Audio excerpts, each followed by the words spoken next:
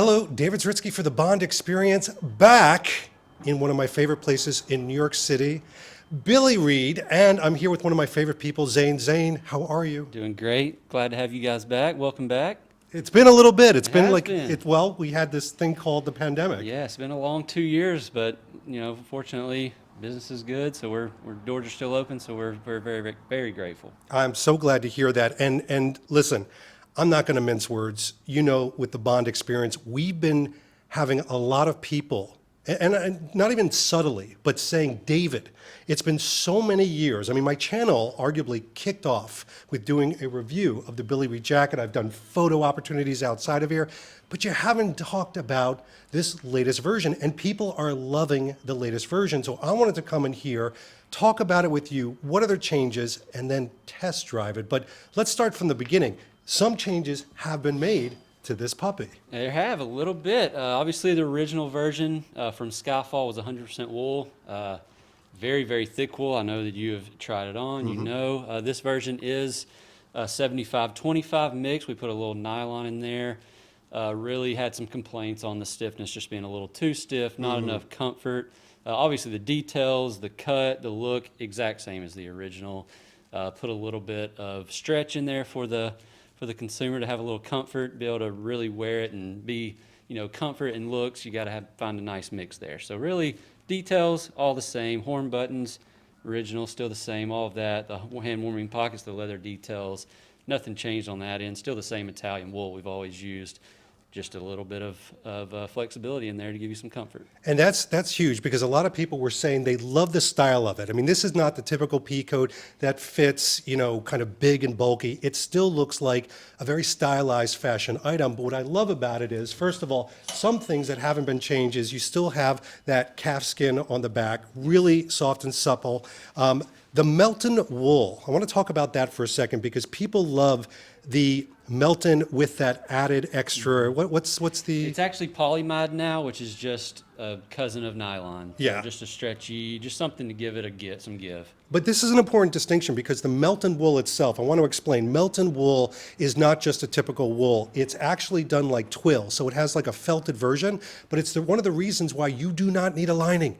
It's incredibly warm, but also Melton wool makes it water repellent. Yes. So I saw rain.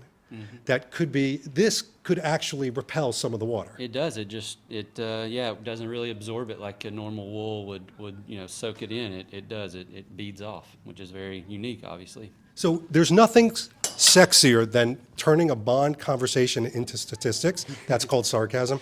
But statistically speaking, is this the piece that most people ask for in your collections? Yes, it is. We actually can't keep the small and mediums in stock, barely keep the larges in stock. We, obviously, as you could expect, and if any of your fans that are in the manufacturing business have found out in the last 2 years, the supply chain is difficult right now. So we were actually sold out of the coat for 9 months, and with the new Bond coming out, the buildup was just insane. So we had one run this fall that sold out. Had a second run this fall, also sold out now. We've got a few larges, extra larges, double X's out there. But yeah, no, it is number one. Nice mix of just it being a great coat, and then obviously the Bond fans are what took it to the next level. But yeah, no, beautiful coat, great coat. Multiple people a day calling about it, coming in to ask about it. So it is. It's been great for us. And by the way, if you get a chance, come into the store. I mean, I know some of you have to order it online, but you get to hear like the amazing sounds of New York City. We're not cutting that. This is real. We're not doing this in a sound studio. Yes. It almost sounded like there was a dental drill, but they're just drilling away. All right, here's what we're going to do. We're going to cut away for a second. I'm going to try this on, because this is about a bit of a transformation. It's one thing to try this on and feel the difference, and then there's another way of actually wearing it out in the wild. But Zane, thank you so much for the information. Pleasure. Fantastic as always. All right, let's cut away. All right, it's one thing to look at it on a hanger. It's another thing to put this on. And interestingly enough, the older version, the wool version I took, was a medium, but I did need to have it nipped and tucked. This small that I'm wearing right now, and again, we always do this, 40-inch up here, 31-inch down here. This fits me right. It fits me like it looks in the movie. Yep. I mean, super styled. Yeah, very, that's another thing. When we took out we put the nylon in there, the first thought is, oh no, we want it to, we call it makes you stand up, right? Yeah. Because it's a very structured look, which is what we want. But you've got to also have the comfort, like we said. So one thing we did is we actually added about 3/4 of an inch to the back, and we left the waist alone. So basically gives you, we got the nylon, gives you the room here, but also, as you can see, gives you the nice shape as you go to the waist. I'm really happily surprised because I've worn, every winter I wear my wool one, and even after all these years, it's broken in a little bit, but it took some time. There was no breaking in. Yeah, Like, that extra amount just gives you so much range, like you could hang from an elevator. Nah. But it's got all those feels to it. Yeah, it's exactly what we were going for. Is just, break it in a little easier, a little sooner. I love a it. little less work. Yeah, and it's still just, it's so unique.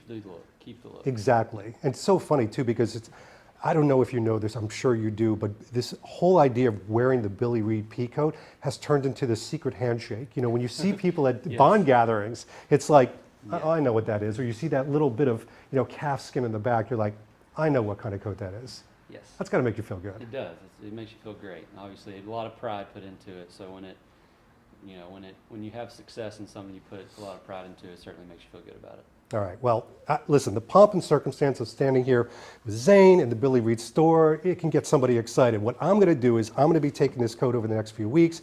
I'm gonna be testing it, wearing it, rough and tumble, and we're gonna come back and show you that this thing stands the test of time. So we'll see you then.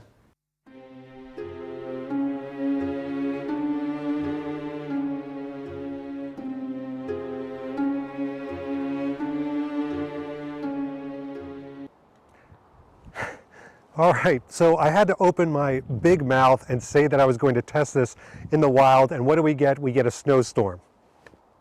It's my luck. No, actually, it's been a week since I came from the Billy Reid store, and I've been wearing this coat practically everywhere. I've worn it to stores, I've worn it to work things, I've worn it to seasonal and holiday functions. So I've really, truly been testing it in the wild.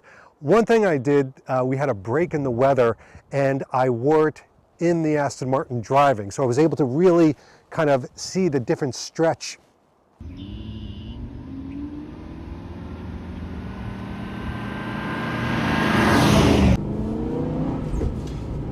Yes, driving the Aston Martin in the middle of winter, why not? I mean, I'm not going to pull up Pierce Brosnan and go careening across the ice. It's just not what I do. So I'm taking it low, I'm taking it slow, and having fun. Blowing some of the air out of the pipes, not just the cars, my own too. And it's therapeutic. It's nice to get it out, helps the battery. Everybody wins. But I'm here to talk about the coat. Because, look, if Bond can hang off of an elevator, surely I can stretch and drive an Aston Martin. That's exactly what I'm doing right now. I'm obviously wearing the Peacoat. It is buttoned, by the way, because if you're getting in and out of the car very quickly, you're not going to button unbutton every time.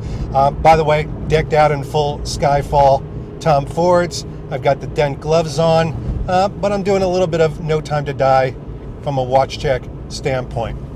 All right, so we're going down the road, and you're asking yourself about comfort, because when you're driving for long periods of time, you don't want to wear a coat that's restricting. That's why that give, the blend, if you will, is so important. But you also need to be able to stretch across, hit the radio, the heads-up display, stop in traffic, wave to somebody, go get Wendy's drive-through. Are you joking? In this car? Yeah. People can bring water in a sealed bottle. That's about all they can drink and eat in this car. We have certain rules and regulations. But with a coat, this particular coat, I can get into my pockets here.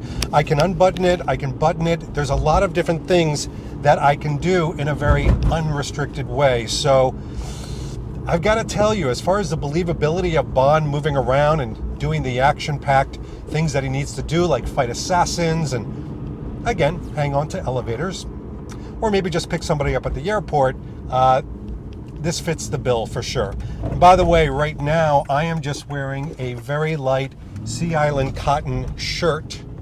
It's from Sunspell. Underneath this jacket, it's all I need today on this cold day.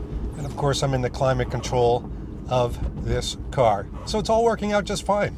This fabric blend of the melted wool and the stretch fabric gives you, in the practical application, including having it even buttoned, still having it fitted, but being able to use it in a car situation, which was honestly like a really good test, and making sure that I was comfortable and not restricted. That would defeat all the purpose of everything that this coat promises. But I've got to tell you, I'm standing out here right now. The wind is blustering. You could probably even hear it a little bit, and I am comfortable. My hands are a little cold, so I'll stick them in the hand warmer pockets, which really come in handy, but I'm having a really nice effect here. All I'm wearing right now is a thin cotton Henley and a pair of cords and a pair of boots and some socks, just the basics. And I've got to point that out because there's that wind. There's that wind. Oh, that was perfect. You couldn't put a special effect to that. That worked well. It's kept me warm. And I've actually only put thin layers, and that is that melted wool that we talked to you about that is so tightly woven that it keeps all of your heat in. You do not, nor do you want, an inner lining, because it actually is keeping all of that heat in, but allowing you so you do not sweat. It's not a wax jacket or anything like that where you may start to build up too much heat. It actually regulates the body very well. But look at this. I mean, look at my movements. Look, I'm pretending to run, but I'm not. There is no restriction, and I get it. There are those, and I'm included in this, that say, well, hold on a second, I want the screen accurate version. Screen accurate is wool. It's not screen accurate unless it's 100% wool, like the original. I get it. But there's something to be said about the function of these coats. Nobody's coming up to the tag in the back and going, gasp, there's a mixed blend. So to me, this new Billy Reid coat, some of the updates that they've done to it have been about wearability.